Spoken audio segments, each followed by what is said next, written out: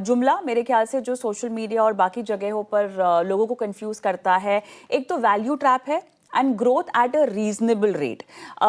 इस दो रणनीतियों को पोर्टफोलियो में फिलहाल शामिल करना हो तो आप तरजीह किसको देंगे और कैसे? जी एक्चुअली हाँ, एक आपने जो पहले भी सवाल पूछा था और मैं शायद भूल गया था उस समय जवाब देना। वो इसी उस पे था, बेसिस पे था जी। कि मार्केट में आज की तारीख में जैसे वो बोलते हैं ना, rising tide will raise all boats, वो नहीं होने वाला। वो दिन अभी गए। We have to be very specific. अभी अभी हमें स्टॉक स्पेसिफिक कॉल लेने पड़ेंगे। इंडस्ट्री स्पेसिफिक आप ले सकते हैं, लेकिन काफी हद तक उसमें भी विनर्स और लूजर्स रहेंगे, इसलिए आपको बहुत स्पेसिफिक रहना पड़ेगा यहाँ पे। तो चुनिंदा ही स्टॉक आपको ढूंढ के निकालने पड़ेंगे। और जैसे हम तो हमेशा ही बोलते हैं कि हम ना तो ग्रोथ देखते हैं ना वैल्यू देखते हैं, हम ग्रोथ एट अ वैल्यू देखते हैं। इसलिए वो आप देखिए हमारे पोर्टफोलियो में काफी हद तक आपको वही मिलेगा। और in fact mid cap small cap का मैं अपना पीई वगैरह देख रहा था, तो ये करंट ईयर में तो हमारा जो मिड कैप और स्मॉल कैप का पोर्टफोलियो है, जो हमारे एस्टिमेट्स है उसके हिसाब से पीजी लेस देन 1 है। तो इसलिए हमें काफी कंफर्ट है यहाँ पे कि ये, और ग्रोथ रेट काफी अच्छी दिख रही है यहाँ पे, अर्निंग्स ग्रोथ। तो इसलिए हमें लग रहा है कि ये सेगमेंट ही रहेगा जहां आगे चल के आपको एक अच्छा रिटर्न मिल सकता है। एंड एज आई सेड, काफी आपको स्पेसिफिक रहना पड़ेगा स्टॉक सिलेक्शन में।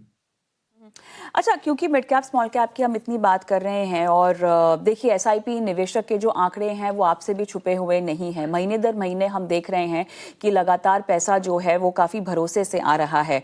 अब ये जो नकदी आ रही है मिड कैप स्मॉल कैप क्षेत्र में लिक्विडिटी को लेकर और बाकी, क्योंकि एक आम एसआईपी निवेशक को बाजार की चाल और इस तरीके की चाल को लेकर सवाल तो होते ही हैं। खतरे को निपटने की रणनीति फिर क्या होनी चाहिए निवेशकों के पास? मैं एसआईपी निवेशकों के लिहाज से ये सवाल पूछ रही हूँ जो हर महीने अपने नंबर्स को आगे बढ़ा रहे हैं। जी देखिए, सिप में जो आप सॉरी मिड कैप की बात करें, जहाँ पे काफी सिप काफी जोरों का आता है, वहां पे आप फिर भी बोल सकते हैं कि 150 स्टॉक है। और ये 150 स्टॉक कब कब कब तक एब्जॉर्ब करेंगे। लेकिन प्लीज ये भी है इनमें 150 स्टॉक में कि ये चेंज होते रहते हैं। एवरी 6 मंथ्स नए स्टॉक की एंट्री होती है, या तो स्मॉल कैप्स में से जो मिड कैप बन जाते हैं, या तो दो अनफॉर्चुनेट लार्ज कैप जो गिर के मिड कैप बन जाते हैं। लेकिन काफी मिड कैप लार्ज कैप भी बनते हैं, तो इसलिए आपको वाइब्रेंसी दिखती रहती है यहाँ पे सेगमेंट में। और एक्चुअली ये जो मिड लार्ज कैप बनते हैं, मिड से लार्ज कैप, वो मुझे लगता है बहुत ही बढ़िया चीज है हमारे लिए, क्योंकि उसके चलते फिर आपको दिखेगा कि लार्ज कैप में भी परफॉर्मेंस दिखने लगेगी, पर काफी अरसे बाद, मतलब 2-3 क्वार्टर के बाद दिखेगा, इमीडिएटली नहीं दिखेगा। तो एक तो वो है। और स्मॉल कैप तो आप भी जानते हैं एक दरिया है। 250 स्टॉक, 100 लार्ज कैप और 150 मिड कैप के बाद जितने भी स्टॉक हैं वो स्मॉल कैप या माइक्रो कैप कहलाते हैं।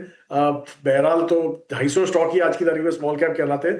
फिर उसके बियॉन्ड भी काफी स्टॉक्स हैं जहां पे आपको ऑप्शन मिलेगा। इसलिए आप हमारा स्मॉल कैप पोर्टफोलियो देखिए, वहाँ 25-26% के आसपास हमारे माइक्रो कैप है, और बाकी स्मॉल और मिड कैप है। तो वैसे और काफी हद तक हमारे स्मॉल कैप ही हैं उसमें, मिड कैप बहुत लिमिटेड है।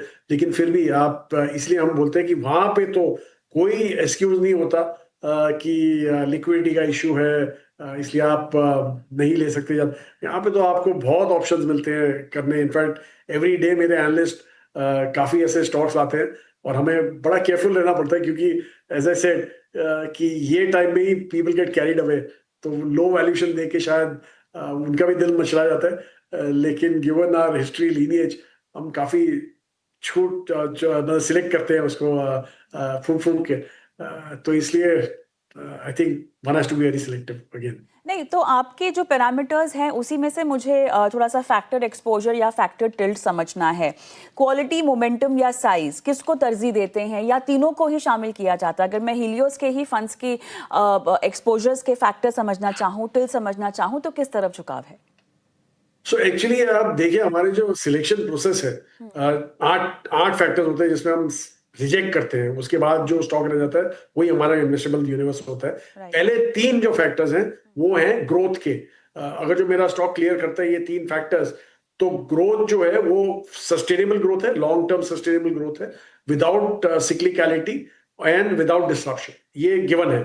अगर जो वही स्टॉक बाकी 3 फैक्टर क्लियर करता है, बाकी 3 मतलब क्वालिटी वाले, quality of management, quality of corporate governance and quality of accounts, तो मतलब ये स्टॉक में ग्रोथ है, सिक्लिकल ग्रोथ मैंने सॉरी स्ट्रक्चरल ग्रोथ है with quality built in. And जो लास्ट 2 फैक्टर्स है मेरे, वो है वैल्यूएशन ड्रिवन फैक्टर्स। अगर जो फाइनल आर्ट क्लियर करके आ जाता है नीचे, मतलब यहाँ पे growth with quality but at a value है।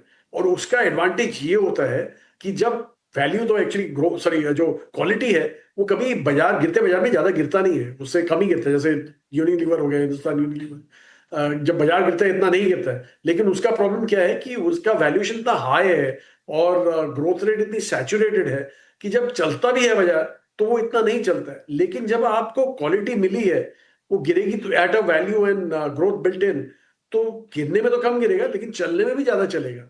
यही एक खूबियत है शायद हमारे पोर्टफोलियो की, which is helped us in generating regular alpha.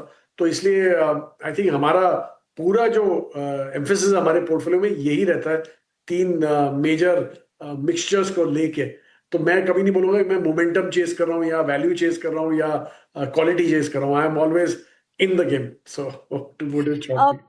थोड़ा सा ध्यान में कंज्यूमर और डिजिटल कंपनियों पर ले जाना चाहती हूँ चर्चा में, क्योंकि इनका जिक्र हुआ है। क्या आपको लगता है कि इनकी लागत बढ़ती जा रही है? आगे चलकर थोड़ा सा हम प्रेशर्स देखेंगे कंपनीज पर? जी, एक्चुअली न्यू एज कंपनीज की अगर जो बात करें, मैं 2 में ब्रेक कर दूंगा। एक तो न्यू एज कंपनीज है और दूसरी जो रेगुलर कंज्यूमर कंपनीज है। अगर जो न्यू एज कंपनीज की बात करें, तो न्यू एज में तो जब तक ये एक्सपोनेंशियल ग्रोथ रहेगी, मतलब हद से ज्यादा जो ग्रोथ दिखा रहे हैं वो रहेगी, तब तक इनके वैल्यूएशंस भी हद से ज्यादा ही रहेंगे, मतलब एक्सपोनेंशियल ही रहेंगे। इसलिए हमें काफी कंफर्ट है यहाँ पे। और एक्चुअली हम तो एवरी क्वार्टर इन कंपनियों से बात करते हैं, जब भी इनके रिजल्ट आते हैं मिलते हैं। तो हमें तो यही लग रहा है कि अगले एटलीस्ट 1-2 साल के लिए कोई हमें शंका नहीं है कि यहाँ पे ग्रोथ रेट एक्सपोनेंशियली रहेगी। दूसरी जो सेट ऑफ कंपनीज हैं, वो आ जाती है हमारी स्टेपल्स या एफएमसीजी। वहां पे हमें बिल्कुल कंफर्ट नहीं है, हमें बिल्कुल कंफर्ट नहीं है उधर, क्योंकि एक तो वो सैचुरेटेड सेगमेंट में है और दूसरा राइजिंग पर कैपिटास के चलते उनको कोई बेनिफिट नहीं होता है। जैसे मैं हमेशा एक जोकिंगली एग्जांपल देता हूँ कि मैं अगर जो ज्यादा कमा रहा हूँ, उसका मतलब नहीं है कि मैं दिन में 4 बार अपने दांत ब्रश करूंगा या 5 बार नहाऊंगा। मैं तो उतना ही करने वाला हूँ जितना करने वाला हूँ। शायद मैं नए शर्ट लूंगा, नया घर लूंगा, नई गाड़ी लूंगा। तो वो सब डिस्क्रिशनरी वाले बेनिफिट करते हैं from a rising per capita then the staples and FMCGs, इसलिए वो अवॉर्डेबल है।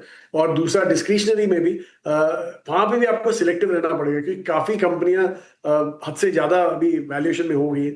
इसलिए आपको वहां पे भी काफी सिलेक्टिवली लेना पड़ेगा। और हम तो एक्चुअली हमारा तो बिल्कुल ही अतरंगा वो स्टाइल है उधर सिलेक्शन का। हमारे पास टूरिज्म कंपनीज है, एविएशन कंपनीज हैं, हेल्थ केयर है, जहाँ पे हमें लगता है कि ज्यादा बेनिफिट होगा। मतलब डेरिवेटिव होते हैं ये सारे कंजम्पशन के, लेकिन बेनिफिट में उधर ही ज्यादा बेनिफिट होगा। इंफ्रा थीम में क्या आप हल्के हुए हैं? बीच में थोड़ा सा झुकाव, रुझान कम हुआ है? अब मैं मिस कर दिया, कौन सा आपका इंफ्रा थीम, प्रश्न? Infra theme. Infra theme. तो इंफ्रा थीम में एक्चुअली ऐसा हुआ है कि आप देखिए, हल्के नहीं हुए हम। हम एक्चुअली जो हमारी sorry power transmission equipment players थे उनमें थोड़ा हल्के हुए थे। लेकिन हमें वो रीडिप्लॉय किया है सेगमेंट में, फिर से दूसरे सेगमेंट्स में। और इंफ्रा में हम इसलिए डटे हुए हैं क्योंकि एक्चुअली प्राइवेट सेक्टर केपेक्स जो काफी हद से गायब था, वो एक्चुअली मार्च क्वार्टर से वहां पे भी ग्रोथ आना चालू हो गया। और जून क्वार्टर में तो जाके काफी एविडेंट हो गया है। अगर जो आप लार्सन टूब्रो की ऑर्डर बुक देखें, तो उन्होंने यही बोला था कि मेरा मिक्स अभी शिफ्ट हो रहा है प्राइवेट सेक्टर से towards private sector capex, x of उनकी मिडिल ईस्ट बुक। तो इंडिया में ही ग्रोथ आ रही है। इसलिए हमने काफी हद तक वहां पे अपना एक्सपोजर लिमिटेड क्वांटिटी में बढ़ाया है। लेकिन जो जहां पे भी है, हमें लग रहा है कि 2000 capex beneficiaries rather than infra beneficiaries such. और ये केपेक्स प्राइवेट सेक्टर है। नॉर्मली प्राइवेट सेक्टर केपेक्स जो होता है काफी प्रोडक्टिव केपेक्स होता है, बिकॉज एम्प्लॉयमेंट जनरेशन में काफी हद तक हाथ होता है उसका। इंफ्रा केपेक्स एक लिमिटेड जनरेशन होता है, क्योंकि एंसिलरीज नहीं होती इंफ्रा के लिए। तो इसलिए हम काफी सिलेक्टिव हैं उस स्पेस में। पूरे बीएफएसआई क्षेत्र में कौन सा आपको सबसे ज्यादा इंटरेस्ट देता है सो सेक्टर? एक्चुअली आप बीएफएसआई अगर जो देखिए, हमारा वेट कम नहीं हुआ है वहां पे, उल्टा थोड़ा बड़ा ही होगा। ओके। लेकिन बैंकिंग स्पेसिफिकली वहां पे हमने सिलेक्टिवली वेट कम नहीं किया बट वेट बढ़ाया भी नहीं, क्योंकि हमने दूसरे और buy not buying new stocks वहां पे अपने आप ही वेट कम हो गया है। थोड़ा प्रोएक्टिवली हमने सेल भी किया था, 2-3 बैंक निकाले भी थे वहां से, प्राइवेट सेक्टर में से, क्योंकि हमें लग रहा है कि अभी यहाँ से actually financial services and consumer facing financial services है, उसमें ज्यादा एक्साइटमेंट होगी। और in fact not only financial services जो लेंडिंग वगैरह करती है, but non lending financial services like stock market related जो सर्विसेज हैं, वेल्थ मैनेजर्स हैं, ये सब आई थिंक एक बहुत ही बढ़िया सेगमेंट है। म्यूचुअल फंड्स हो गए, मतलब हमारी एएमसी कंपनीज हो गई जो लिस्टेड है, वो भी हमें लग रहा है कि बहुत बढ़िया करेंगे आगे चल के, क्योंकि काफी नेसेंट इंडस्ट्री, इसलिए हम यहाँ पे ज्यादा एक्सपोजर बढ़ा रहे हैं rather than on pure banks as such. तो ये मिक्स चेंज किया है हमने प्रोएक्टिवली इस सेगमेंट में। तो अभी एएमसी को लेकर आपके क्या प्लान्स हैं? जी, हमारे पास एक्चुअली हमें हमें अभी ऐसा लग रहा है कि जिस हिसाब से ग्रोथ आ रही है और जिस हिसाब से हमारे रिटर्न्स भी दिख रहे हैं निवेशकों को, हमें लग रहा है कि we are in a very sweet spot. Not only us, आप पूरी इंडस्ट्री की बात करें तो बहुत ही बढ़िया जगह पे है। बहरहाल आप अगर जो पूछ रहे हैं कि कोई नए फंड ला रहे हैं, हम कुछ कर रहे हैं, तो म्यूचुअल फंड स्पेस में तो हम नहीं ला रहे, बिकॉज हमें लग रहा है कि जो भी हमारे 5-6 इक्विटी लिंक प्रोडक्ट है, हाइब्रिड को निकाल के, हाइब्रिड एंड डेट को निकाल के, आर्बिट्राज को निकाल के, एक्चुअली 5 प्योर इक्विटी हमारे फंड्स है यहाँ पे। तो हमें लग रहा है वो हमारे काफी हद तक हमारे जो एक्सपेक्टेशन है बाजार से, वो काफी सर्विस कर सकती है वहां पे। इसलिए वहां कोई स्लेट में हमारे पास कोई नया ऐसा फंड लॉन्च का प्लान नहीं है। बहरहाल हमने हमारे जो ऑल्टरनेट स्पेस है हमारी एएमसी की, जो हमारे पीएमएस और एआईएफ है, वहां पे हमने 2-3 नए प्रोडक्ट्स लॉन्च किए हैं, and mainly in the mid and small cap space, क्योंकि वहां पे हमारे पास मिड एंड स्मॉल कैप में कोई ऑफरिंग नहीं थी। तो हमने एक इमर्जिंग स्टार पीएमएस और इमर्जिंग स्टार एआईएफ शुरू किया है। और एक्चुअली हम एक नया एआईएफ और एक और चालू, purely for new age companies, हम वो चालू करने वाले हैं। और very shortly we launch and response has been very good. So इसलिए हमें लग रहा है we are very in a very good spot. AIF को लेकर लोगों में अभी भी बहुत सारी सवाल हैं।